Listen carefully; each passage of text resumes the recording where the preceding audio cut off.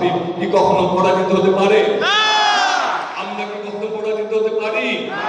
আমরা কি 12ই ফেব্রুয়ারি নির্বাচনে আমাদের সর্বোচ্চটুকু ঢেলে দিয়ে আমরা কি ধানের শীষ প্রতীকে বিজয়ী করে তারেক রহমানকে আগামী দিনে বাংলাদেশের প্রধানমন্ত্রী করে আমাদের স্বপ্নের বাংলাদেশ, আমাদের পরিকল্পনা যে বাংলাদেশ, ঢাকা নয়কে আমরা উন্নয়ন, আমরা নিরাপদ, মানবিক, গণতান্ত্রিক এবং একটি সুন্দর ঢাকা নয়, উন্নয়নের ঢাকা নয় ইনশাআল্লাহ আমরা গড়ে তোলার জন্য প্রস্তুত আছি তো সবাই? আর বক্তব্য বাড়াবো না, শুধু এতটুকুই বলবো, আমরা আপনাদের যারা দায়িত্বে থাকবেন তাদের জন্য আমরা আমাদের সর্বোচ্চটুকু, আপনাদের পাশে থাকার জন্য যা করা প্রয়োজন আমরা আপনাদের সর্বোচ্চটুকু করব।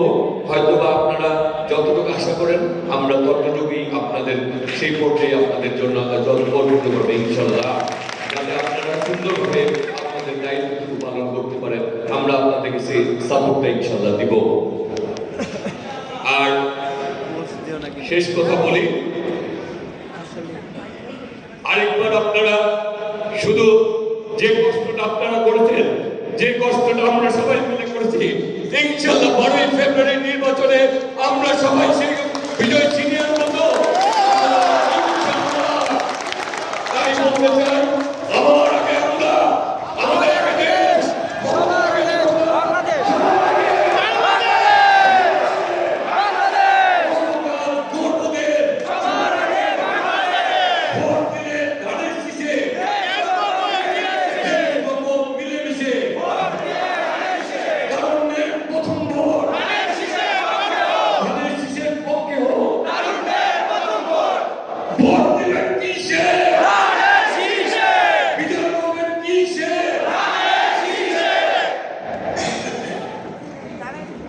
আমাদের শহীদ রাষ্ট্রপতি জিয়া রহমান অমর হোক, দেশ জিয়া অমর হোক, অরণ্যের অহংকার তারেক রহমান জিন্দাবাদ।